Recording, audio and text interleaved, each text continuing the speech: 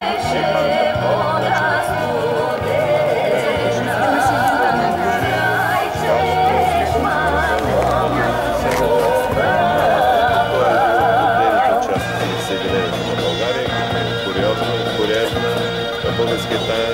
централен телевизионен комитет, един от достойните мъже на България, роден в Тринен, може си за Македония.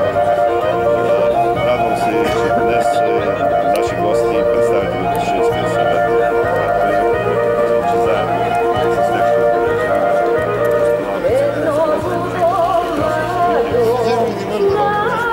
да има паметен знак за седмата.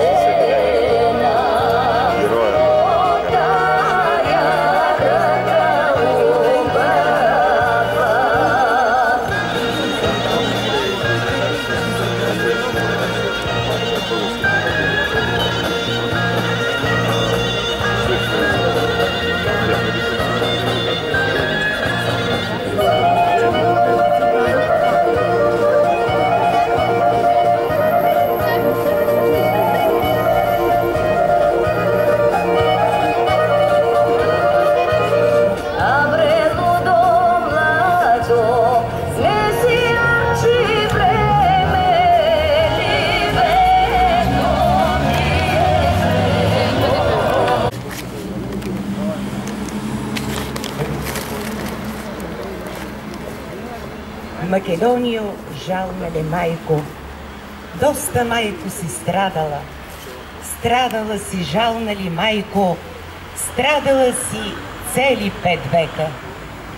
Не те давам, землю Българио, земя на светите ни отци. Не давам праха на Самуила, ни славата на двамата.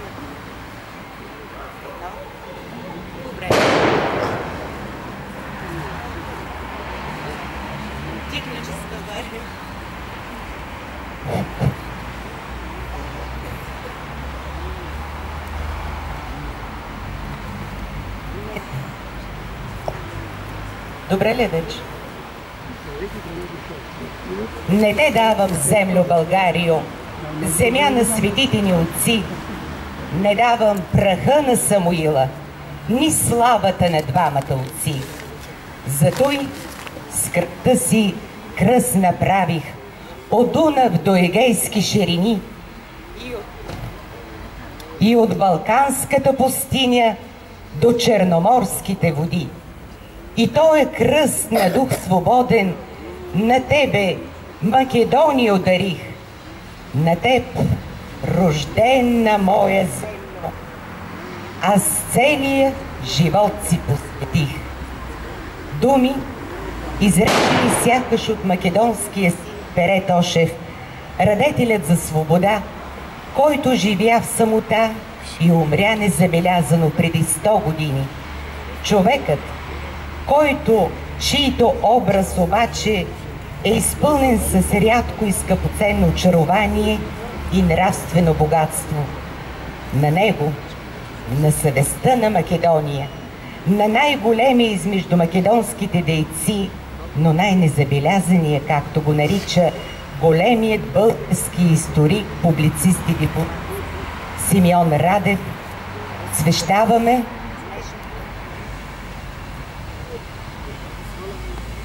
посвещаваме днешното събитие. То е организирано от община Асеновград със съдействието на българското... Освен това, след завръщането си в Македония, той самия отново пък открива още една много важна социална причина за подготовка за въстанието. Вижда, че робите, бедните хора няма как да възприемат едни идеи, които не са свързани с оцеляване. Няма как да се говори за свобода, за саможертва, за достоен живот при човек, който разсъждава само на ниво оцеляване и глад. Именно за това той поставя една много интересна стратегия, тъй като двамата с неговия близък приятел и съратник и бъдещ министър-председател Андрей Ляпчев обикалят из Македония 5 години, чак до 1990 година, поставя пред организационните структури една много интересна идея. за решаване на аграрния въпрос. Аграрният въпрос е бил много важен по Македония, тъй като в цялата тази наистина икономически западнала област земята не е била притежание на българите там.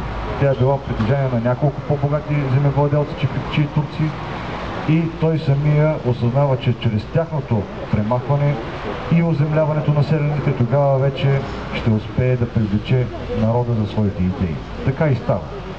По-късно вече, след създаването на вътрешната Македоно-Одринска организация, в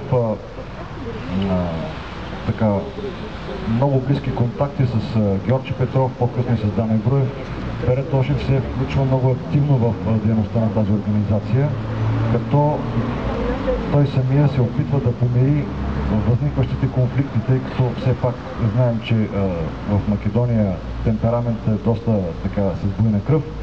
Опитва се да помири и вътрешния Македоно-Одрински комитет и вътрешната Македоно-Одринска организация, на няколко пъти е заграничен представител в София, като прави впечатление също и неговото противопоставяне за Илинденското въстание.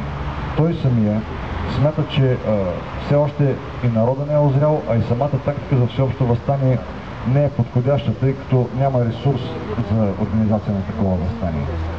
Но се съгласява с решението на Централния комитет и подкрепя с всички свои усилия и чети като комисар на Битолския район и на Прилипския район. Той подкрепя това въстание.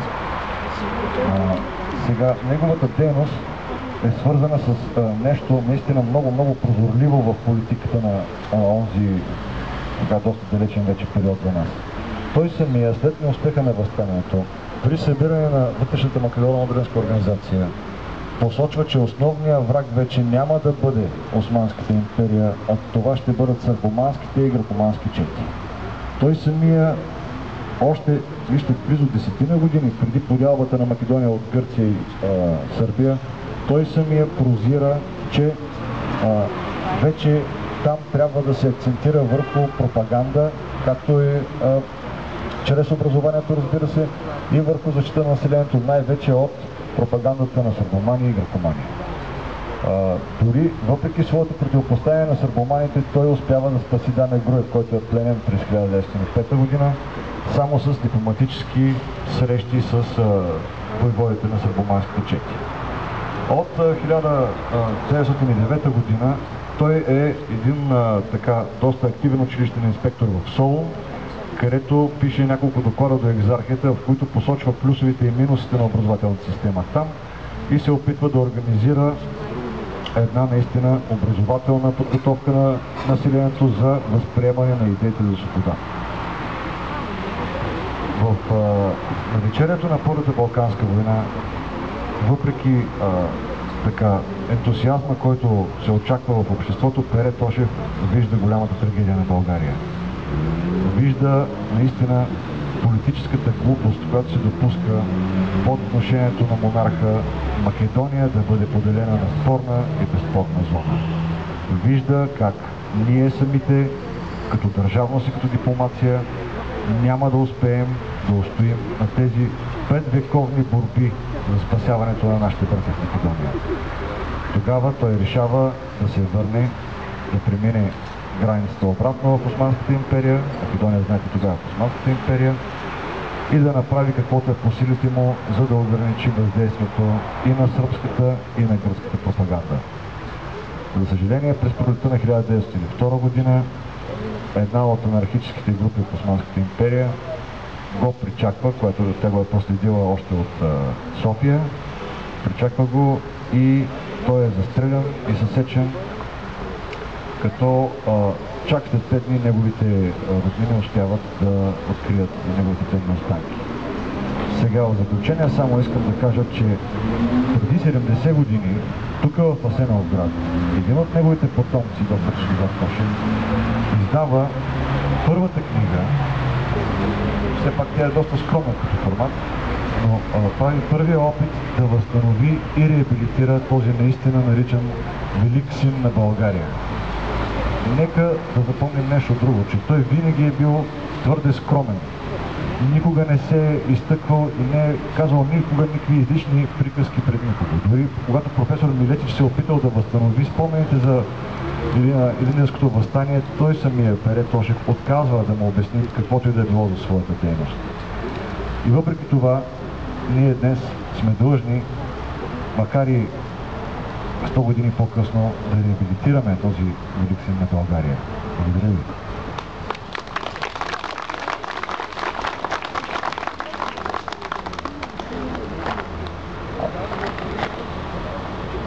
А сега давам думата на Марио Примджанов, председател на Българското сдружение на...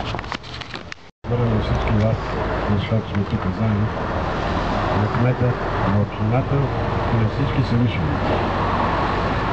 Преждеговорившият беше изчерпателно и той ми взе всички думи, които си бях подготвил да кажа и аз. Но искам да се обърна към вас, малките българчи, да запомните това тържество и да го разказвате и на майка си, и на баща си, а и като порасте на децата си. Защо?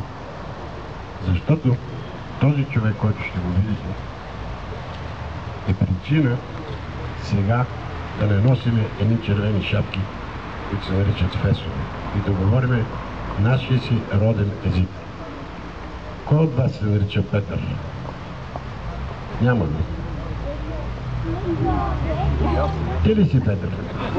И той се казва Петър. Само че на тебе ти казват Пепи или Петю, на него му казват Пере. Разкажи го на всичките. И вие, български войничета,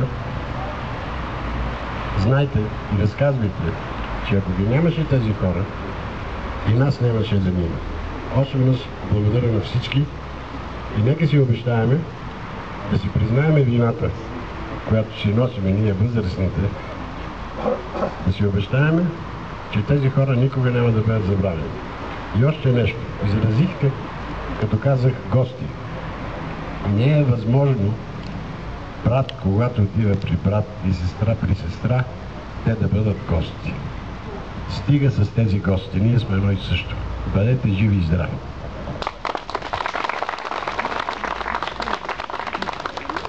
А сега искам да поканя доктор Ренета Кирпичовска, наш приятел, както каза преди малко господин Марио Примджанов от Общинския съвет на град Прилеп. Заповядайте. Почитувани присутни, най-първо сакам да ве поздравам от името на градоначалникът на град Прилеп, да се заблагодаря и да се извинам от негово име, што не можеше да присуствува на овој свечен чин. Сакам да се заблагодарам на градоначалникот на Сеновград за неговата покана, да се заблагодарам на сите сдруженија на македонци во Бугарија за нивната покана, за можноста и ние да се поклониме и да отдаиме почит на големиот великан Пере Тошев. И се надевам дека ќе продолжиме со неговото дело и ова ќе биде еден повод за зближување на нашите народи, да ја продолжиме соработката на град Прилеп и Асеновград и да бидеме што поблиски. Ви благодарам на сите.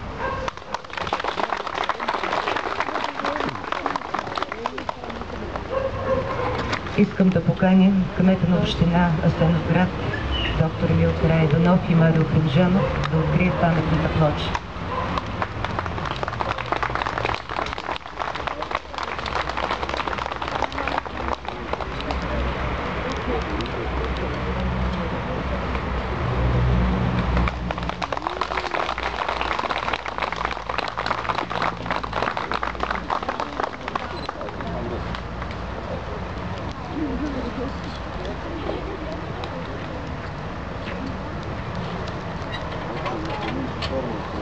Благославен се и освещава тази паметна плоча. За чест на Пере Тошев, според на тази християна вратите на Отца, Истина и Светия Дух.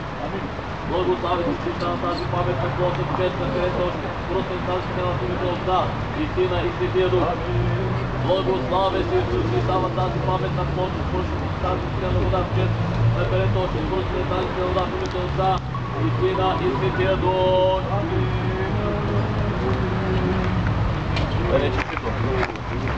Вечна слава.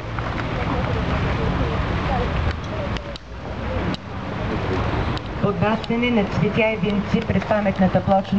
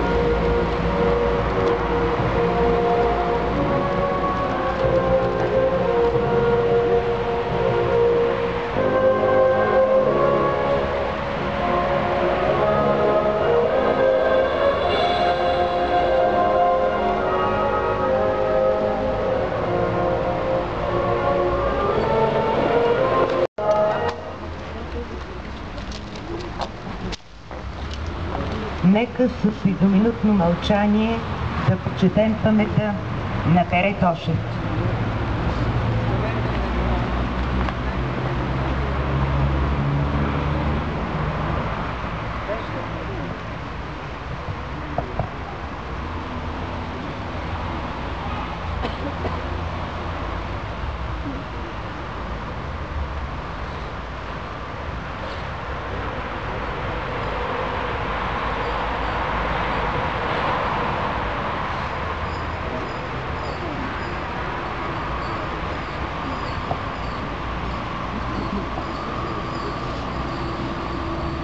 Току-що дойде при нас и Николай Тошев.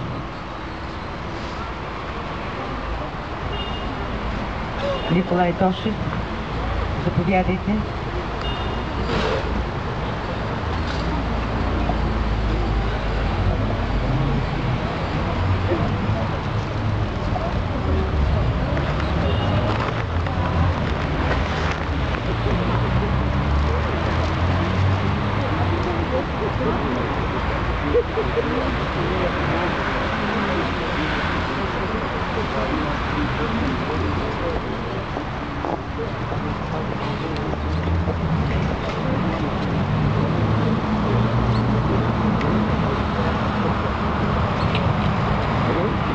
Нека да чуем и наследника на Пере Тошев, Николай Тошев.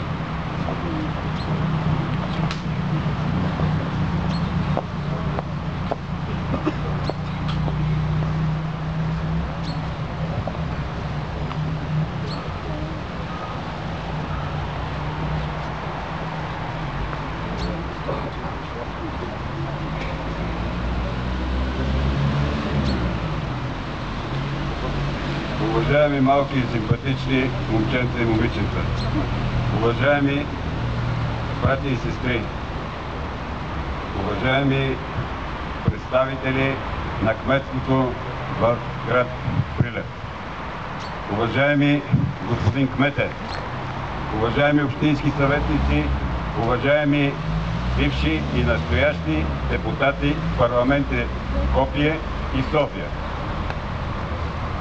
Днес почитаме паметта на Пере Тошев. Трябва да си отговорим на няколко въпроса. Защо прилепчанина го честваме тук в Асеновград?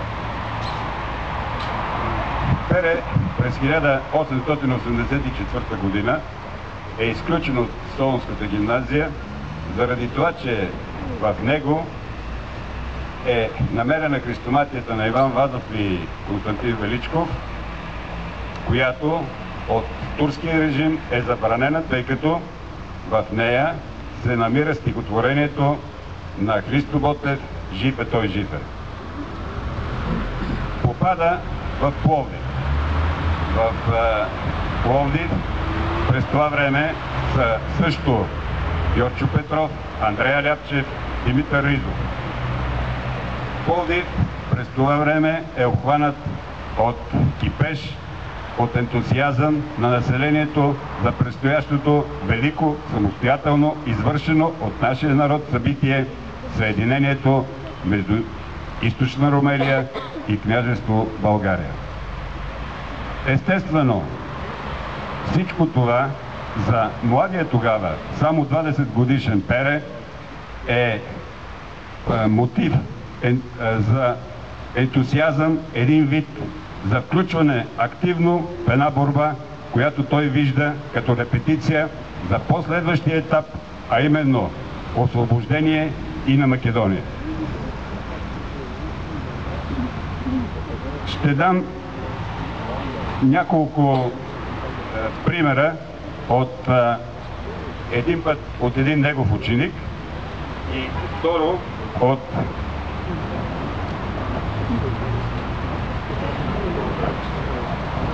ето какво казва един в спомените си Владимир Карамфилов, който е негов ученик и впоследствие учител от град Прилеп. От Пере Тошев всички се бояхме и много го уважавахме. Често пъти ни цитираше примери от патриотични стихотворения. Е станал повод за прекрасното стихотворение за точеници. За Пере Тошев има подробна информация в записките на един четник от Христо Силянов, роден в град Ресън. Както е известно, Христо Силянов в преображенската част на Илинденско-преображенското въстание участва в окупирането, в овладяването и освобождаването на град Василиков, днешното Царево. Също така във великите сенки на известния дипломат и автор на строители на съвременна България Симеон Радев, също роден в Ресън. Има и чужди автори, като например Пьер Деспаня в неговата книга «Аван ле масакър», преди клането, в който също отделя особено внимание на Пере Тошев, на Каме, на Христо Матов и на другите поборници. Не на последно място и Антон Страшимиров в неговата повест «Роби» отделя място на живота и дейността на Пере. Самият Антон Страшимиров назовава Гоце Делчев като сърцето на вътрешната македоно-одринска революционна организация. Даме като волята, Пере като съвестта и Гьорче като разума. В последващото време съм намерил един материал, който днес се помества, може да се намери от името на архива и в интернет, който от един друг потомък, от един от потомъците на Пере, тогава още на 30 годишнината, доктор Светозар Тошев, Бог да го прости, моя баща, е създал за първи път животно описание на Пере Тошев. Става въпрос за периода 1941-1942 година. Тук на страницата пише доктор Светозар Тошев, асистент в университета. И по-надолу. Той, който през това време е назначен за полкови лекар в град Битоля. Можем само да си представим времето на 1941-1942 година, когато от една от бежанските вълни през периода 19-та година, 24-та година, той, млад, красив, с военна униформа, интелигентен лекар, попада в прегръдките на своята многочислена рода в Прилеп, минавайки за назначението си в Битоля. Били са непрекъснати прегръдки, възгласи, възклицания, сълзи от умиление и радост и констатации. Най-после доживяхме свободата. днес е нелепо, невярно и несправедливо потомък на Пере Тошев тогава, когато отива в земите на собствените си, на своите деди, да бъде квалифициран като окупатор. Недопустимо. Днес на тази среща, на която участват и нашите братя и сестри от Прилеп, ние отбелязваме годишната памет на гибелта на Пере. Това ни дава повод да изразим своята надежда, че именно ние, които присъстваме тук, можем с възможностите, които имаме, на непосредствените връзки, роднински, приятелски, да възродим процеса на търсене на истината по отношение на героите от македоно-одринското движение и от вътрешната македоно-одринска революционна организация. В това отношение надеждата, че днешните ръководства на градовете Прилеп и град Асеновград ще на това събитие днес ще погледнат като на начало на един процес, с който можем да спомогнем за този процес на търсене на истината. В това отношение благодарим за създаването на тази плоча, на всичко, на цялото участие на общността в Асеновград, на Сдружението на българските родове от Македония за това събитие, за което дава основание и надежда за бъдещи и за бъдещи действия, такива, които да оправдаят дейността на дейците на вътрешната македоно-одринска революционна организация. Благодаря.